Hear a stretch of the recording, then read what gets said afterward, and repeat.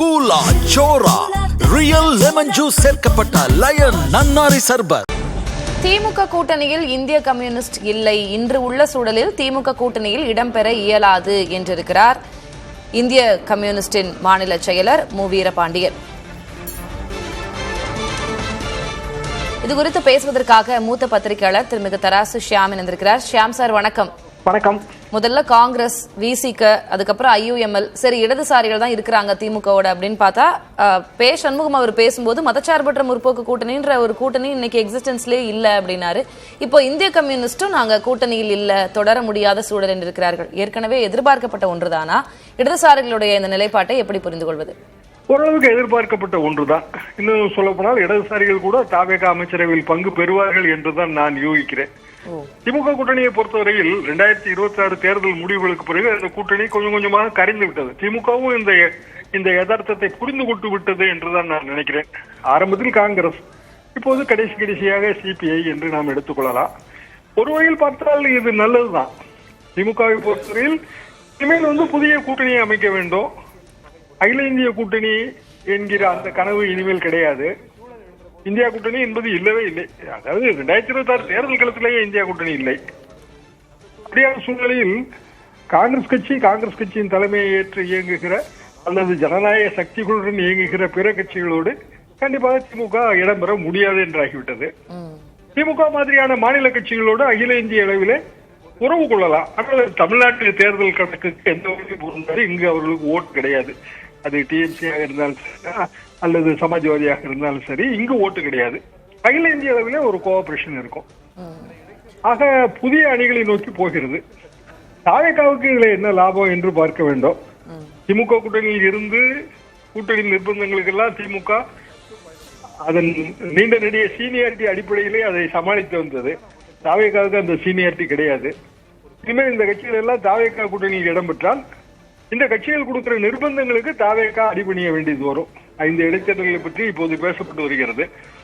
5 இடைத்தேர்தல்களிலும் தாவேகா மட்டும் நிற்குமா அல்லது பிற கூட்டணி கட்சிகளுக்கு இடம் கொடுக்குமா? இந்த கேள்வி எல்லாம் இனிமேல் எழும். தமிழ்நாடு அரசியல் புதிய அணிச்சேர்க்கைகளை நோக்கி போகிறது, புதிய மறந்து சேர்க்கைகளை நோக்கி போகிறது. இப்ப சூழல் பார்த்து வரக்கூடிய தேர்தல்களில் உள்ளாட்சியோ இடைத்தேர்தலையோ சூழல் பார்த்து அந்த நேரத்தில் கட்சி கூடி முடிவெடுக்கும் அப்படின்னு மு. வீரபாண்டியன் சொல்கிறார். திமுக இதுக்கு முன்னாடி பேசியிருந்தாங்க, நம்ம தனியாக போட்டியிடணும் அப்படின்னு கட்சியில தொண்டர்கள் வலியுறுத்துவதாக சொல்லப்பட்டதாகவும் ஒரு செய்தி இருக்கு. இப்போ மு. வீரபாண்டியன் ஆகட்டும், பே. சண்முகம் அவர்களாகட்டும், இந்த 2 கட்சிகளுமே இனி அமைச்சரவையில் இடம்பெற போகிறார்கள் என்றால் ஒருவேளை திமுகக்கு அது முன்னாடியே தெரிஞ்சிருக்குமா? இல்ல அமைச்சரவையில் இடம் அப்படின்றதை ஒட்டிதான் இவங்க ஸ்டெப் பை ஸ்டெப்பா இது போன்ற பேச்சுகளை தொடர்ந்து வெளியிட ஆரம்பிச்சிருக்காங்களா? சொல்வது சரிதான். அமைச்சரவையில் இடம் வேண்டும், உடனடியாக அமைச்சரவையை நோக்கி அந்த பொலிட்டிக்கல் டிராவல் எடுத்தால் அதுல விமர்சனங்கள் இருக்கிறது. இப்போது படிப்படியாக அதை நோக்கி போகிறார்கள். காங்கிரஸ் கட்சி பங்கெடுத்த பிறகு, விசிகவும் IUML பங்கெடுத்த பிறகு CPM பங்கெடுக்க வேண்டும் என்றுதான் நினைப்பார்கள். அது ஒரு இயற்கையான சூழலும் கூட. இன்னும் சொல்ல போனால் பாமக வந்தாலுமே இதை ஆச்சரியப்படுவதற்கு இல்லை என்றுதான் நான் நினைக்கிறேன். அப்படி என்றால் திமுக தனித்துத்தான் போட்டியிட வேண்டும் என்றால் யாருமே கூட வராவிட்டால் தனித்துத்தானே போட்டியிட வேண்டும், வேறு வழி இல்லையே. ஒரு கட்சி என்பது வெற்றி தோல்வியின் அடிப்படையிலே அந்த கட்சியின் நிர்வாகம் இருப்பதல்ல. இதாக வாக்காளர்கள் சிந்தனைகளில் மாற்றம் ஏற்பட்டிருக்கிறது. மாற்றம் எதனால் ஏற்பட்டது? அதற்கேற்றவாறு கட்சி தன்னை தகவமைத்துக் கொள்ள வேண்டும். புதிய வாக்காளர்களின் மனநிலை, எண்ண ஓட்டத்தை புரிந்து கொண்டு கட்சியின் செயல்பாடுகள் மாற்றி அமைக்கப்பட வேண்டும். பழைய கூட்டணியில் இருந்தாலும் அது மாற்றி அமைக்க முடியாது. பழைய கூட்டணியிலே CPIயோ CPMஓ அல்லது விசிகவோ அவர்களும் ஓல்டு பார்ட்டிஸ் தானே, பழைய ஓல்டு பிலாசபி தானே.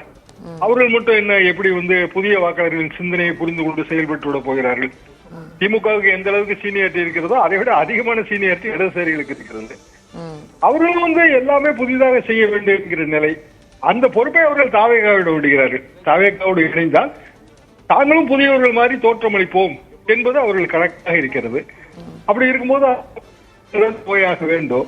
திமுக தன்னைத்தானே மீண்டும் சீரமைத்துக் கொள்ள வேண்டிய ஒரு கட்டாயத்தில் இருக்கிறது. தமிழ்நாட்டிலே புதிய அரசியல் அணிகள் உருவாகின்றன என்றுதான் நான் நினைக்கிறேன். தமிழ்நாடு சமூக நீதி முற்போக்கு கூட்டணி அப்படின்னு பிரவீன் சக்கரவர்த்தி பதிவிட்டிருந்தார். இடதுசாரிகள் பெரும் எதிர்ப்பெல்லாம் தெரிவிச்சிருந்தாங்க. ஒருவேளை அதுதான் உண்மையா? அப்படித்தான் நடக்கிறதுன்னு புரிஞ்சுக்கலாமா? இடதுசாரிகள் எதிர்ப்பை தெரிவித்தார்கள். காங்கிரஸ் கட்சியின் ஒரு MP வேட்பாளருக்கு வேட்புமனு தாக்கல் அதிலே ரிஜெக்ஷன் ஆகி இருக்கிறது. அதற்கான ஆதாரங்களை கொடுத்ததே தெலுங்கானா காங்கிரஸ் கட்சி தான் என்று கூறப்படுகிறது. இங்கு தாவேகாவுக்கு விசில் சின்னம் கிடைத்த போது பெரிய அளவுக்கு ஆர்ப்பாட்டம் செய்தவர்களில் ஒருவர் பிரவீன் சக்கரவர்த்தி. சொந்த கட்சி வேட்பாளர், அந்த வேட்பாளரின் வேட்புமனு தாக்கல் நடைபெறவில்லை, வேட்புமனு நிராகரிக்கப்பட்டுள்ளது, ஒரு எம்பி தொகுதியை இழக்கிறார்கள். ஆனால் அவரெல்லாம் எந்த கருத்துமே சொல்லவில்லை. அவர் காங்கிரஸ் கட்சியின் மிக மூத்த டேட்டா விற்பனர்களில் ஒருவராக இருக்கிறார். இன்னும் சொல்ல போனால் அவர் ராகுல் காந்திக்கு ரொம்ப ரொம்ப நெருக்கமானவர் என்று சொல்லப்படுகிறது.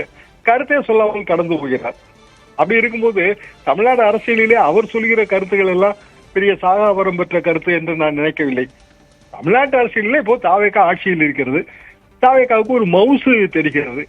அதை பயன்படுத்திக் கொள்வதற்கு பிற கட்சிகள் முயற்சிக்கின்றன. காரணம், அவர்களுக்கும் தங்களை புத்தம் புதியவர்களாக காட்டிக்கொள்ள வேண்டிய ஒரு கட்டாயம் இருக்கிறது. பார்க்கலாம், அடுத்தடுத்த நகர்வுகள் என்ன அப்படின்றத பொறுத்திருந்தே பார்க்கலாம். உங்களுடைய கருத்து பகிர்விற்கு நன்றி திரிஷாம். கூலா சோரா ரியல் லெமன் ஜூஸ் சேர்க்கப்பட்ட லயன் நன்னாரி சர்பத்.